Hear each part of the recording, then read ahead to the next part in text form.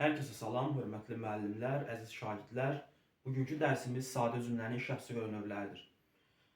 Başlayaq. Sadə cümlənin şəxsi görünövlərindən birincisi müəyyən şəxsli cümlələrdir. Bəs nədir bu müəyyən şəxsli cümlələr? İlk öncə tərifini qeyd edək ki, mübtədası olan və olmasa da asanlıqla bərpa edilə bilən cümlələr müəyyən şəxsli cümlələrdir. Yəni hər hansısa bir cümlədə mübtəda varsa, o cümlə mütləq müəyyən şəxsli cümlədir. Və bir də qeyd etdik ki, olmasa da asanlıqla bərpa edilə bilən cümlələr müəyyən şəxsli cümlələrdir. Bəs bu asanlıqla bərpa edilmək anlayışı nədir? Onu da yadda saxlayırıq ki, şəxs əvəzlərinin hesabına əgər biz mübtədanı bərpa edə biliriksə, həmin cümlələrdə müəyyən şəxsli cümlələr hesab olunur. Baxın, mən, sən, o, biz və bir də siz şəxs əvəzliklərinin hesabına əgər biz cümlədə mübtədanı bərpa edə biliriksə, həmin cümlələrdə müəyyən şəxsli cümlələr hesab olunurlar. Onlar şəxs əvəzliyin fikir verilirsə, burada yazmadım. Yalnız bu 5 şəxs əvəzliyinin hesabına mübtədanın bərpa olunmasından söhbət gedir. Gəlin yazdığım nümunələrə baxaq. Qonaqlar sabah yola düşəcəklər. Yola düşəcəklər. Kim? Qonaqlar. Cümləmizin mübtədası var. Deməli, bu cümlə artıq müəyyən şəxsli cümlədir. Daha sonra dərsi diqqətlə dinləmək lazımdır. Lazımdır xəbər, nə lazımdır? Dərsi diqqətlə dinləmək. Cümləmizin mübtədası var, deməli müəyyən şəxsli cümlədir. Digər nümunəyə baxaq. Səni məktəbdə gözləyirəm. Bu cümlədə mübtəda olmasa da, mübtədası buraxılsa da, xəbərin şəxsinə görə mən rahatlıqla şəxs əvəzliyi artırıb mübtədanı bərpa edə bilirəm. Səni məktəbdə gözləyirəm. Bu, mən şəxs əvəzliyini artıra bilirəm ora. Mən səni məktəbdə gözləyirəm. Deməli, bu cümləmiz də müəyyən şəxsli cümlədir. Təbii ki, sadə cümlənin şəxsi görünövlərini, xüsusən müəyyən şəxsli cümləni daha rahat müəyyən etmək üçün mübtədanı da daha rahat tapmaq lazımdır. Mübtəda mövzusunu əvvəlcə yaxşı mənimsəmək də lazımdır. Belə, yəni bir çox misallar da demək olar. Məsələn, sabah kəndə gedəcəyik. Cümləmizdə mübtəda yoxdur, amma biz artıra bilərəm. Biz sabah kəndə gedəcəyik və s. Keçək digər cümlə növünə, qeyri-müəyyən şəxsli cümlələr. Qeyri-müəyyən şəxsli cümlələr isə hərəkət və ya hökmün qeyri-müəyyən şəxsə aid olduğunu bildirən cümlələrdir. Qeyri-müəyyən şəxsli cümlələrdən danışarkən mən həmişə bir açar söz kimi onlar şəxs əvəzliyini qeyd edirəm. Onlar. Yəni qeyri-müəyyən şəxsli cümlələrin də mahiyyəti bundan ibarətdir ki, cümlənin mübtədası olmur, amma mübtədanı onların hesabına, yəni onlar şəxs əvəzliyinin hesabına bərpa etmək mümkündür. Məsələn, yazdığım nümunələrə yenə baxaq. Oxuyurlar. Cümləmizdə təbii ki, mübtəda yoxdur, amma onlar artıra bilərəm. Onlar oxuyurlar. Sabah kəndə tərəf yola düşəcəklər. Onlar sabah kəndə tərəf yola düşəcəklər. Deməli, bu cümlələrimiz də qeyri-müəyyən şəxsli cümlələrdir. Yadda saxlayırıq ki, qeyri-müəyyən şəxsli cümlələrin xəbəri həmişə mütləq üçüncü şəxsin zəmində olur. Üçüncü şəxsin zəmində olacaq. Yəni fikir onlara aid daxil. Və yaxud da başqa sözlə həmişə xəbərdə bu lar üstü 2 kəmiyyət şəkilsi, yəni şəxs sonluğu mütləq olmalıdır. Üçüncü şəxsin cəminin şəxs sonluğudur. O mütləq iştirak edir. Burada məsələn qaranlıq qalmasın deyənə qeyd eləyək ki, bax, oxuyurlar cümləsi oldu qeyri-müəyyən şəxsli cümlə. Çünki mübtəda yoxdur, amma onların hesabına bərpa edə bilərəm. Amma təsəvvür edin ki, cümləmiz belədir. Baxın, onlar oxuyurlar. Cümlənin əgər özündə bizə onları vermiş olsa, onlar mübtədasını vermiş olsa, o zaman artıq bu cümləmiz qeyri-müəyyən şəxsli yox, müəyyən şəxsli olacaq. Çünki cümlənin artıq konkret olaraq mübtədası var. Və mübtədası olan bütün cümlələrdə müəyyən şəxsli cümlələr hesab olunurlar. Növbəti cümlə növü ümumi şəxsli cümlələrdir.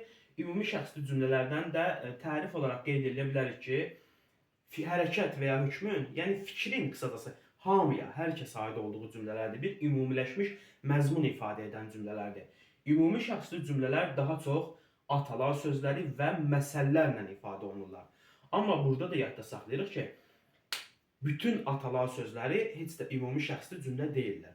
Əgər hər hansısa bir atalar sözünün mübtədası varsa, o artıq təbii ki, müəyyən şəxsli cümlə olacaq mübtədası olduğuna görə. Gəlin yazdığım nümunələrə baxaq. Hər deyilənə inanmazlar. Fikir kimə aiddir? Hamıya aiddir, bir ümumiləşmiş məzmun ifadə edir. Sözün doğrusunu zarafatla deyərlər. Fikir hamıya aiddir və təbii ki, cümləmizin mübtədası da yoxdur. Daha sonra şəhərdə hər cür insana rast gəlirsən. Fikir kimə aiddir? Hamıya aiddir, ümumi bir məzmun daşıyır. Əvvəl düşün, sonra danış. Fikir yenə də ümumiləşmiş bir məzmun ifadə edir. Ümumi şəxsli cümlələrdən qeyd eləyək ki, ümumi şəxsli cümlələrin də xəbəri ola bilər üçüncü şəxsin cəmində və ikinci şəxsin təkində. Əsasən üçüncü şəxsin cəmində olur, amma ikinci şəxsin təkində də ola bilər. Gəlin baxaq. Elə bu dediyimiz cümlələr hər deyilənə inanmazlar. Bu ümumi şəxsli cümlənin xəbəri görürsünüz ki, üçüncü şəxsin cəmindədir. Həmçinin sözün düzünü zarafatla deyərlər, üçüncü şəxsin cəmindədir. Amma şəhərdə hər cür insana rast gəlirsən. Xəbərimiz ikinci şəxsin təkindədir. Əvvəl düşün, sonra danış. Burada da xəbərimiz ikinci şəxsin təkindədir. Burada xəbərli şəkil ixtisarlanıb, əmr şəkli olduğuna görə. Xəbərimiz ikinci şəxsin təkindədir. Fikirlər ümumiləşmiş məzmun ifadə edir və deməli cümləmizin də mübtədası olmur. Amma indi gəlin təsəvvür edin ki, bir başqa bir atalar sözü yazıram burada. Məsələn yazıram ki, dost dosta tən gərək. Dost dosta tən gərək. Bu cümləmizin mübtədası var. Və yaxud işləməyən dişləməz. Dişləməz kim? İşləməyən. Cümləmizin mübtədası var. Belə cümlələr təbii ki, atalar sözü olsalar da, onlar artıq ümumi şəxsli cümlə yox, müəyyən şəxsli cümlə olacaqlar. Çünki cümlənin mübtədası var. Belə bu qədər. İndi isə digər cümlə növlərinə keçək. Sadə cümlənin şəxsi növlərindən digəri də şəxssiz cümlələrdir. Nədir şəxssiz cümlələr? Deməli, mübtədası olmayan, mübtədanın artırılması, hətta mübtədanın orada təsəvvür edilməsi belə mümkün olmayan cümlələr şəxssiz cümlələrdir. Yəni, şəxssiz cümlələrdə mübtəda olmur və mübtədanı orada hətta düşünmək belə mümkün olmur. Şəxssiz cümlələr həm feili xəbərli ola bilər, həm də ismi xəbərli ola bilər. Feili xəbərli şəxssiz cümlələr, o feilin qrammatik məna növlərindən danışanda şəxssiz növ feillər var idi ya, onların hesabını yaranırlar. Yəni, həmin şəxssiz cümlələrin xəbəri məhz şəxssiz növdə olan feillər olur. Həmin feillər də hansılar idi? Yadımıza salsaq, məsələn, baxılmaq, əhəmiyyət verilmək, diqqət yetirilmək, yanaşılmaq, təsadüf olunmaq, təsadüf edilmək, rast gəlinmək və s.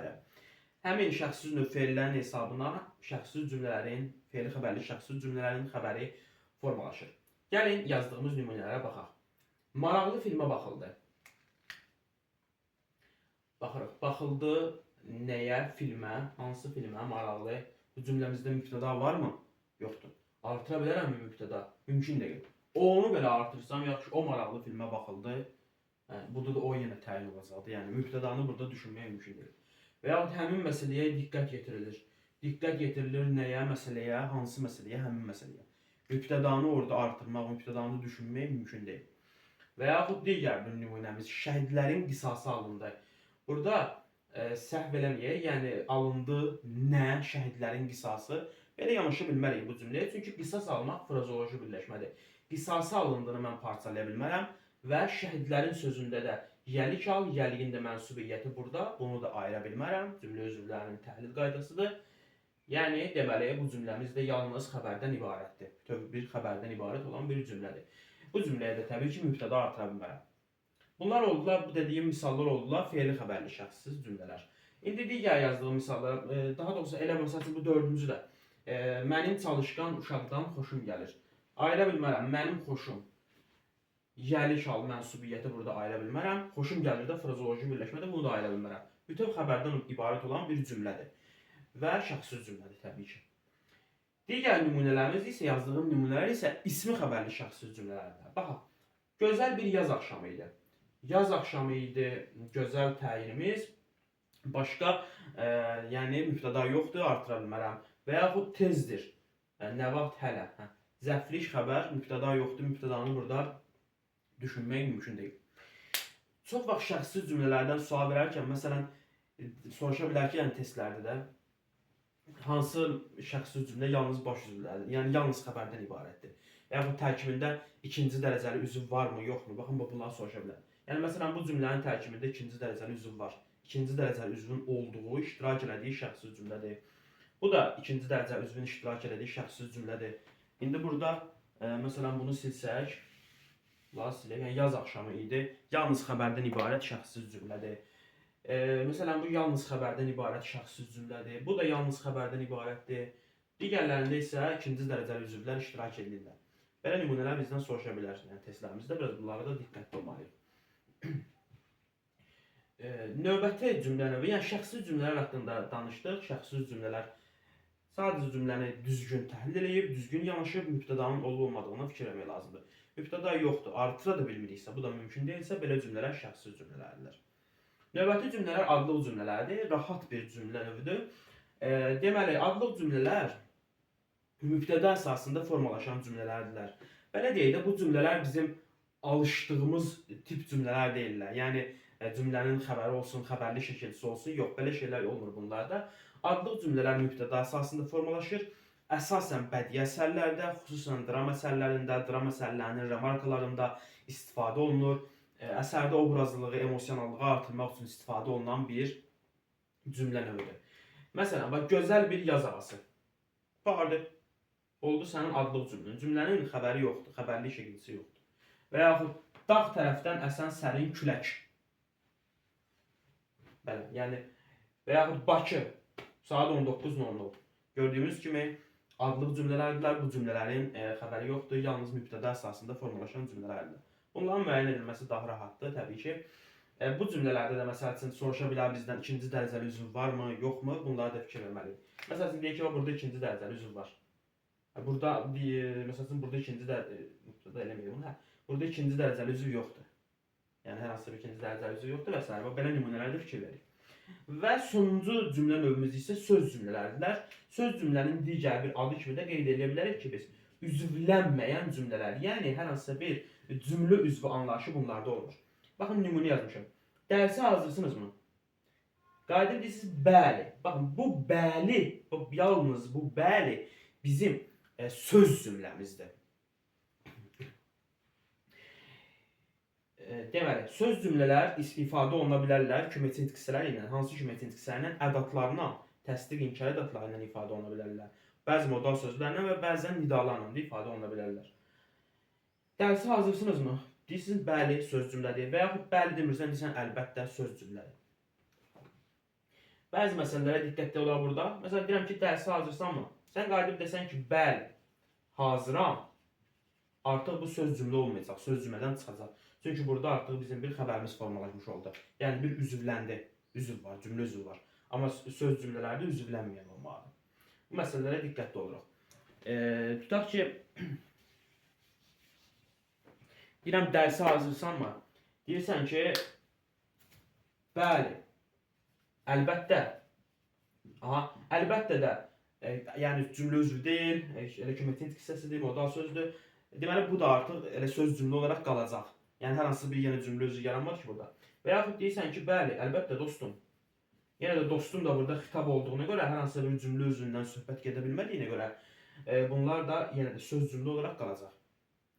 Yadda saxlayırıq ki, söz cümlələr, məsələn, bir sözdən ibarət olsa da, deyək ki, bəli, özündən əvvəlki cümlənin, yəni cavab verdiyi cümlə ilə tam bərabər hüquqlu cümlədir. Yəni, bu cümlə nə qədər uzun olur olsun, birinci cümlə nə qədər uzun olur olsun, sən bir dənə ona bəli deyirsən, xeyr deyirsən, bu onun ilə tam bərabər hüquqludur. Məsələn, deyirəm ki, dünən dərsə hazır gəlmişdinizmi? Sən deyirsən, bəli, yəni bu o deməkdir ki, dünən dərsə hazır gəlmişdik. Yəni, cavab verdiyi cümlə ilə tam bərabər hüquqlu bir cümlə olur.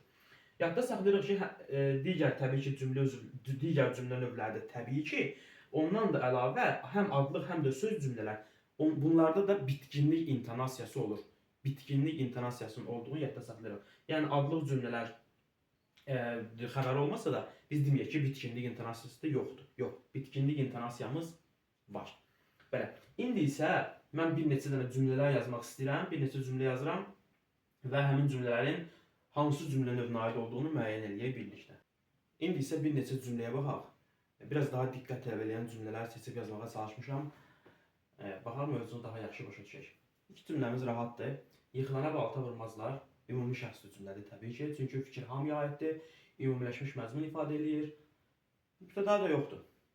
Daha sonra böyüyün sözünə qulaq asmayan peşman olar. Bu cümləmiz, baxın, atılar sözdür. Amma cümləmiz ümumi şəxsli cümlə deyil, müəyyən şəxsli cümlədir. Çünki peşman olar kim? Böyüyün sözünə qulaq asmayan. Cümləmizin mübtədası var. Deməli, artıq bu müəyyən şəxsli cümlədir. Və yaxud digər cümləyə baxıram. Onun qorxudan rəngi qaçdı. Belə nümunələrdə, baxın, çox vaxt yəni şagirdlər səhv edir. Deyir, məsələn, qaçdı, nə? Onun rəngi. Yox, belə yanlış bilmərik. Yoldaşlar, rəngi qaçmaq frazeoloji birləşmədir. Rəngi qaçmaq frazeoloji birləşmədir. Bunu ayıra bilmərəm. Və onun rəngi də, onun da yəli kal, bu da bunun mənsubiyyəti, yəli ilə mənsubiyyəti də ayıra bilmərəm. Təbii ki, cümlədə görəndə cümlə üzvü kimi ayıra bilmərəm. Ona görə də yalnız xəbərdən ibarət olan bir cümlədir. Bu cümləmiz müəyyən şəxsli yox, şəxssiz cümlədir. Mübtəda yoxdur. Və yaxud günəşin hər tərəfə o dələyən vaxtı idi. Günəşin vaxtı. Ayıra bilmərəm. İdini də təbii ki, ayırmıram. Yalnız xəbərdən ibarət olan bir cümlədir. Yalnız xəbərdən ibarət cümlədir, şəxssiz cümlədir. Sonra onlar bu işi bacaracaqlar. Bu cümləmizdə biz buna qeyri-müəyyən şəxsli cümlə demirik. Onlar çünki özü iştirak edib. Bir var, onları artıra bilim.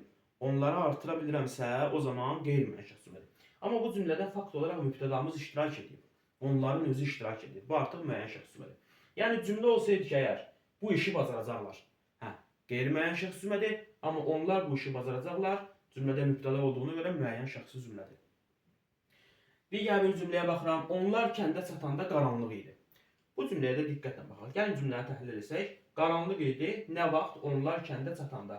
Yoldaşlar, bu cümləmizdə bizim onlar mübtəda vəzifəsində çıxış eləməyib. Fe'li bağlama tərkibinin bir aslı tərəfi kimi çıxış eləyir və yəni müstəqil bir cümlə özü deyil, müstəqil mübtəda deyil cümlədə.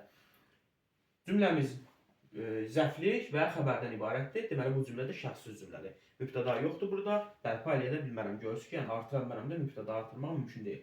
Nə artırım? Mən artırım. Mümkün deyil. O, mən, sən, o, biz, siz, onlar heç birini artırmaq mümkün deyil. Buradakı onlar da müstəqil cümlə özü olmadığına görə, mübtəda olmadığına görə bu cümlə şəxssiz cümlədir. Və yaxud deyirəm, cavan oğlan hələ çox tezdir. Tezdir, nə vaxt? Hələ. Bu cavan oğlan, yoldaşlar, xitabdır. Hər hansısa bir cümlə üzvü deyil. Bu cümlədə biz buna mübtəda kimi yanaşa bilmərik. Ona görə də bu cümləmizdə şəxssiz cümlədir. Daha sonra deyənə baxma, deyilənə bax. Bu cümləmiz isə bir ümumiləşmiş məzmun ifadə edir və ümumi şəxsli cümlədir. Cümləmizdə mübtəda yoxdur. Yəni burada da səhv edib deməyək ki, mən artıra biləm, sən artıra biləm ora. Sən deyənə baxma, deyilənə bax. Yox. Bu cümlənin özünün mahiyyəti ümumi bir şeydir. Yəni hamıya aid bir şeydir. Mən bura sən artırıb cümlənin mahiyyətini dəyişə bilmərəm. Bax, bir deyirəm ki, kəndə gələrsən. Bunu deyəndə ancaq səni nəzərdə tuturam. Ona görə sən artıra bilərəm. Amma burada deyənə baxma, deyilənə bax. Burada isə bir ümumi bir şeydir. Mən bura sən artırıb cümlənin ümumi məzmunun mahiyyətini dəyişə bilmərəm. Belə, sadə cümlənin şəxsi görünümləri haqqında bu qədər. Ümid edirəm, aydın olar mövzu. Sağ olun.